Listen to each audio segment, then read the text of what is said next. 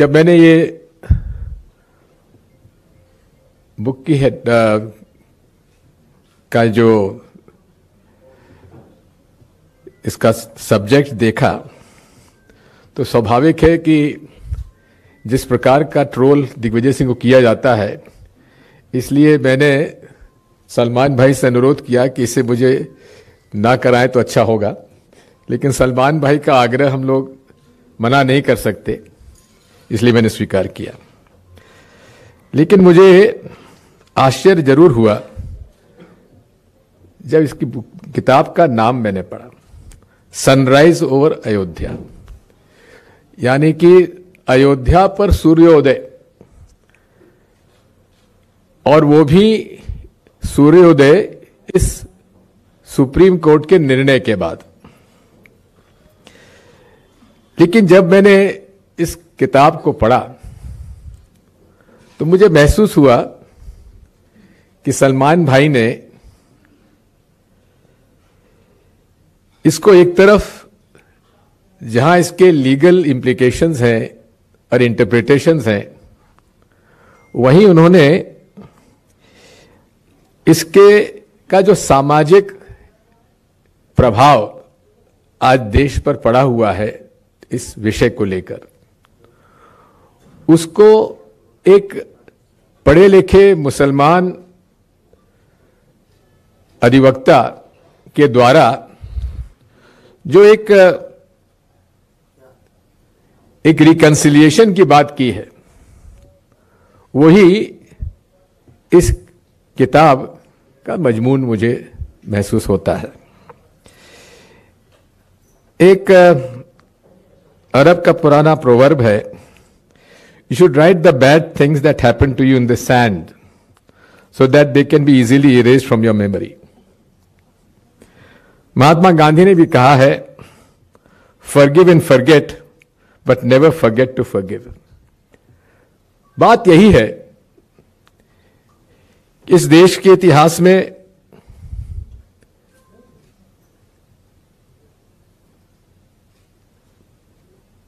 धार्मिक आधार पर मंदिरों का वैंडलाइजेशन, डिस्ट्रक्शन इस्लाम आने के पहले भी होता रहा है।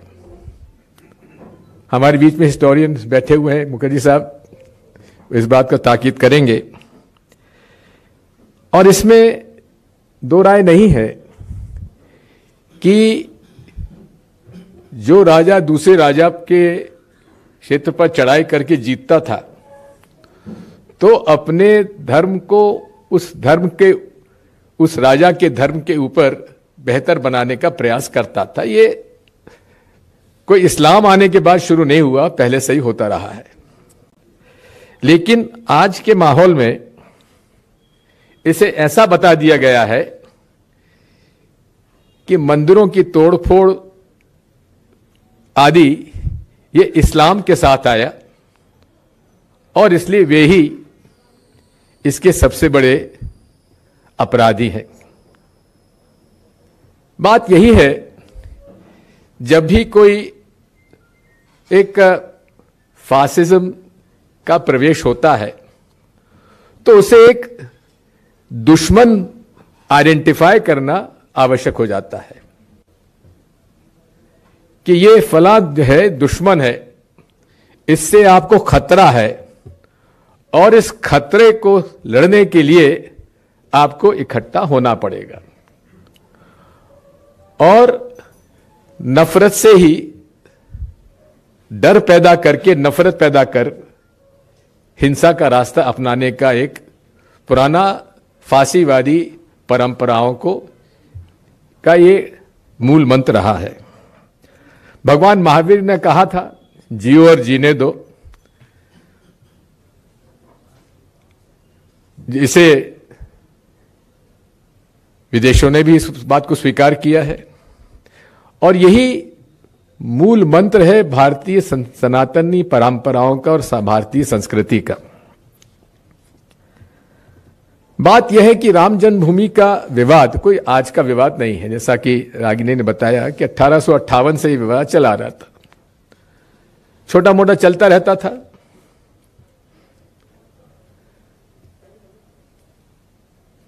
अयोध्या की फैजाबाद की अदालत में भूमि का विवाद था, लेकिन विश्व हिंदू परिषद और बजरंग दल और आरएसएस ने कभी इसको मुद्दा नहीं बनाया था। और जब उनका 1984 में 2 सीटों पर आकर वे सिमट गए तो उन्होंने इसे राष्ट्रीय स्तर पर मुद्दा बनाने का निर्णय किया, क्योंकि अटल बिहारी वाजपेयी जी का गांधीयन सोशलिज्म 1984 में फेल हो गया था। इसलिए उन्हें फिर से जो hard core phonetic religious fundamentalism, जिससे राष्ट्रीय स्वयंसेवक संघ और उसकी विचारधारा जानी जाती है, उस रास्ते पर चलने के लिए उन्हें मजबूर कर दिया। अडवाणी जी की रथ यात्रा समाज को जोड़ने वाली यात्रा नहीं थी, तोड़ने वाली यात्रा थी। और जहां वो गए उन्होंने नफरत का बीज बोते चले गए।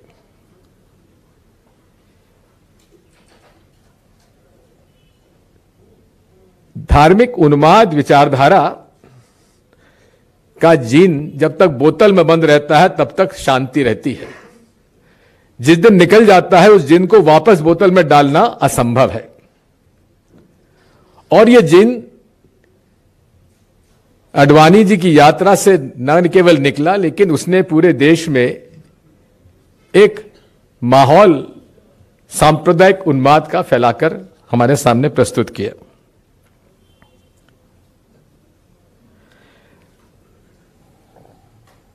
हिंदुत्व शब्द के बारे में मुझे इस बात का दुख है कि मीडिया भी हिंदुत्व को हिंदू धर्म से जोड़ता है, जबकि हिंदुत्व का हिंदू धर्म से कोई लेना देना नहीं है,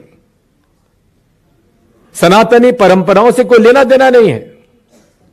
और यह मूल सनातनी परंपराओं और विचारधाराओं के ठीक विपरीत है। सावरकर जी कोई धार्मिक व्यक्ति नहीं थे। उन्होंने तो यहां तक कहा था कि गौ को माता क्यों मानते हो, और उन्हें कहीं एतराज नहीं था गौ मांस खाने के लिए भी। तो सावरकर जी को जिन्होंने कि हिंदुत्व को, हिंदू आइडेंटिटी को इस्टेब्लिश करने के लिए उन्होंने हिंदुत्व का शब्द वे लाए, और उसके कारण लोगों में भ्रम फैल गया, जिसे कि प्रचार तंत्र, और प्रचार तंत्र में राष्ट्रीय स्वयंसेवक संघ को कोई जीतना बड़ा मुश्किल है, क्योंकि अफवाह फैलाना और अफवाह को आखिरी दम तक ले जाना उनसे बेहतर कोई जानता नहीं है। और आज के युग में जहां सोशल मीडिया और इंटरनेट है, उसमें तो ये ऐसा एक हथियार उनके हाथ में आ गया है जो कि अकाट्य साबित होता चला जा रहा है। रोज नए तरह के इतिहास के पन्ने पलटे जाते हैं। अभी मैं एक चर्चा सुन रहा था, एक पढ़ी लिखी लड़की कहती है कि हमें आजादी कहां मिली है, वो तो अंग्रेजों ने 99 ईयर की लीज पे हम लोगों को आजादी दी हुई है। अब आप समझिए कि पढ़ी लिखी लड़की को यदि हमारे इन लोगों ने इतना जहर दिमाग में बो दिया है, उसको निकालना क्या आसान होगा? प्रश्न इसी बात का है कि रिएक्शन हुआ, दंगे हुए, और मुंबई ब्लास्ट के बाद तो और माहौल बिगड़ गया। नफरत का बीज बो दिया गया था। साथियों, ये देश भारत जो है, ये धार्मिकता को स्वीकार करने वाला देश है। यहां अनेक धर्म आए। ईसाई धर्म यूरोप में बाद में गया, पहले हिंदुस्तान में आया। 8वीं सदी में इस्लाम आया, लेकिन यहां आकर उन्होंने इस देश के संस्कार, संस्कृति और यहां की जो माहौल था उसमें अपने आप को शामिल कर लिया। जो एक इस देश में सूफीज्म का जो ग्रोथ हुआ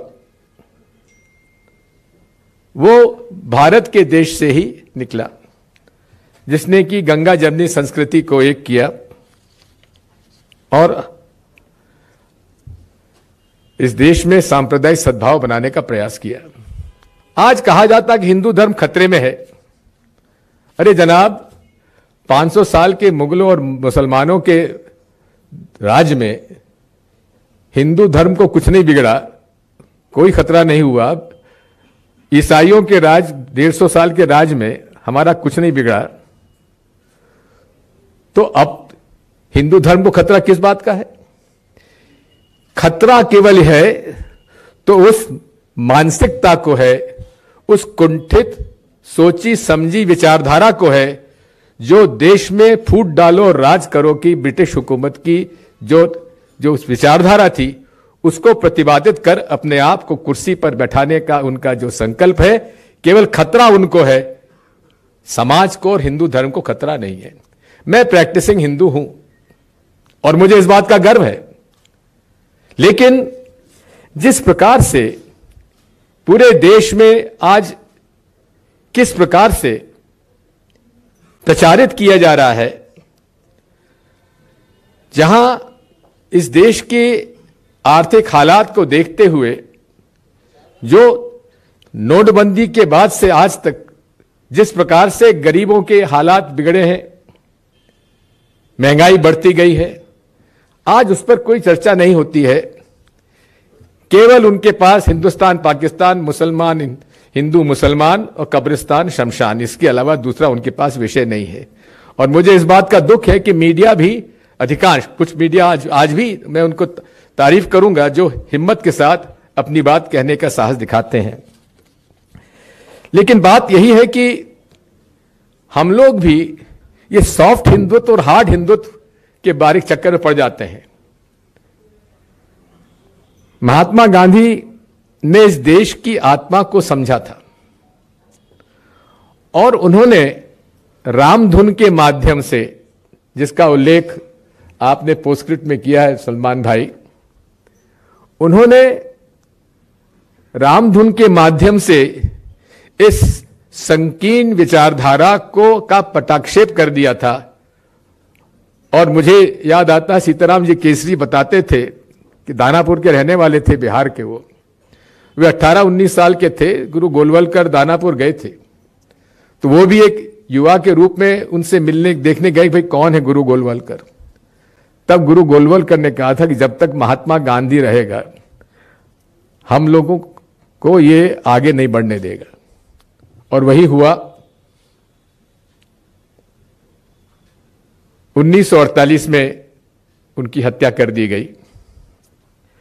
बात यही है कि आज लोग राम राज की बात करते हैं। अभी रागिनी ने बड़े अच्छे ढंग से राम राज के बारे में कहा है।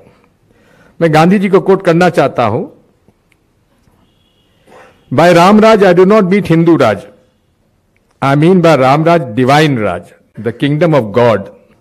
For me Ram and Rahim are one deity. I acknowledge no other God but the one of God of truth and righteousness. Whether Ram of my imagination lived or not on this earth, the ancient ideal of Ram Raj is undoubtedly one of the true democracy in which the meanest citizen could be sure of swift justice without an elaborate costly procedure. ये रामराज की कल्पना थी और यही रामराज की कल्पना को महात्मा गांधी ने अंगीकार किया और यही रामराज की कल्पना को भारतीय संविधान में बाबा साहब अंबेडकर ने सबको समान अवसर के रूप देकर उन्होंने उसको अंगीकार किया। बात यही है कि महात्मा गांधी ने हमेशा मोरालिटी को मेजॉरिटी से ऊपर रखा और वे सत्य के रास्ते पर चलते हुए, सत्य और अहिंसा के रास्ते पर चलते हुए उन्होंने इस देश को आजादी दिलाई। मैं विशेष तौर पे कहना चाहता हूं कि